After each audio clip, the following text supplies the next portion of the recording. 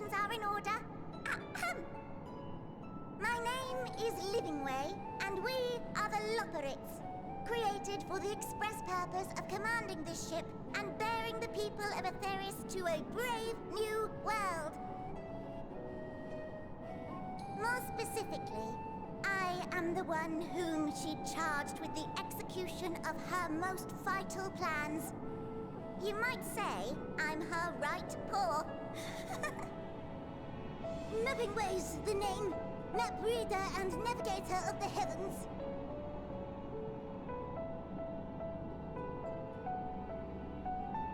Pleasure to meet you all, but I'm still trying to make sense of this. Confusion and bewilderment are completely understandable. Fear not, I shall walk you through it. The people of Etheris, through no fault of your own, I'm sure, set in motion a series of events that, unfortunately, culminated in Zodiac's obliteration. Acutely aware of the imminent crisis, your parents sent you little ones on ahead while they began the necessary preparations.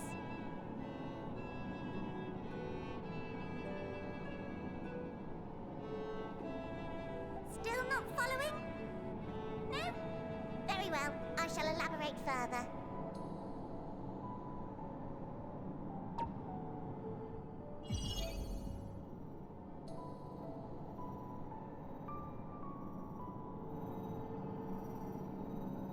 Here, we have Etheris, your home, and the moon, where we are now. Without Zodiac around to keep things lively, so to speak, the celestial currents of the star have doubtless begun to degrade. A calamity of apocalyptic proportions will be visited upon Etheris, bringing an end to all life. Very sad, that. So too hath the Watcher claimed. By thine unperturbed countenance, I gather this eventuality was anticipated. The doom and gloom. Oh yes, quite expected. Imagine, if you will, that Etheris is a delicious carrot that I've forgotten to eat and left out in the midday sun. The most earnest wishes or prayers will not stop it from rotting to the core. So sadly, there's nothing to be done but to abandon said carrot, Etheris, in case the metaphor is lost on you, to its grisly fate. And this moon will serve as the vessel to deliver us to a new home. Just so! We will gather up as many people, supplies, and resources as our stores will hold. And then, once everyone is aboard, it's off to another star. Easier said than done, admittedly, for one does not simply hop from star to star on a whim, which is precisely why we've spent countless years constructing the most propulsive of propulsion systems. We ought to make it to our destination in 2 shakes of a rabbit's tail.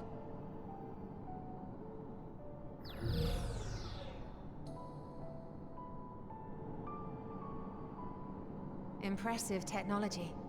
I dare say it is beyond anything we have ever seen. No need to shower us with praise. All we've done is faithfully carry out the instructions left to us by Heidelin. Back in the old days, when she was still just Venar, she was dedicated to the study of the world and its inner workings. And the Watcher, the real one, not the simulacrum you met, was one of her fellow researchers. We and this wondrous vessel masquerading as a moon are products of their knowledge and know-how. There's certainly more to you all than meets the eye. Might I ask where exactly you intend to take us? We identified a few promising candidates for resettlement some time ago, but we cannot guarantee that they are fit for habitation. Moreover, the ship can only travel in short bursts. We intend to go down our list, hopping from star to star, until we find one suitable for resettlement. No need to worry, though. The vessel is being refurbished with accommodation for an extended stay as we speak. While we did have to rely upon outside help to determine what amenities were essential, I dare say we have risen to the challenge. Help? From who? From you and yours! Who else? Each time we woke to perform regularly scheduled maintenance, we were greeted by the resources you sent us. What better way to learn about preferences and proclivities of our present-day charges? Ah, but you're still adorable little children. Perhaps your elders were responsible for the deliveries? I'm not sure what led you to conclude otherwise, but I can assure you that we are all grown men and women. And I very much doubt my elders know this place exists, much less how to send you so much as a starlight missive. What? Then who in blazes let you on my moon?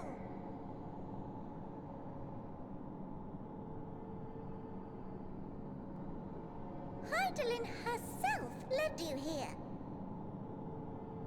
You don't say! Well, that's really not children. Then why are you so small and stunted? Like little baby carrot people. Well, Amarotines were a great deal taller. In the present day, persons of such prodigious size are exceedingly rare. So, you're saying everyone's not like the Watcher?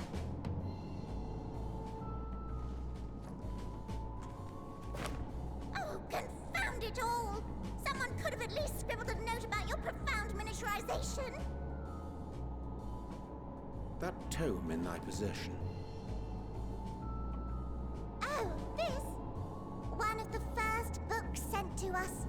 A compendium of the people of Aetheris, with a few blank pages at the back for minor corrections and updates as needed. The sum total of our knowledge of your kind is contained in these pages.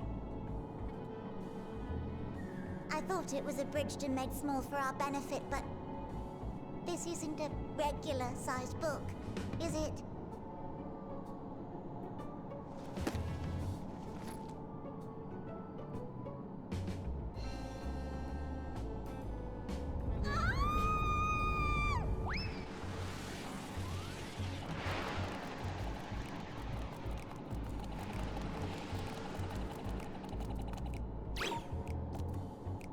Livingway, can you hear me? Yes, we're all very busy. Change of plans. I need you to rebuild the domiciles at 1/3 the scale. All of them.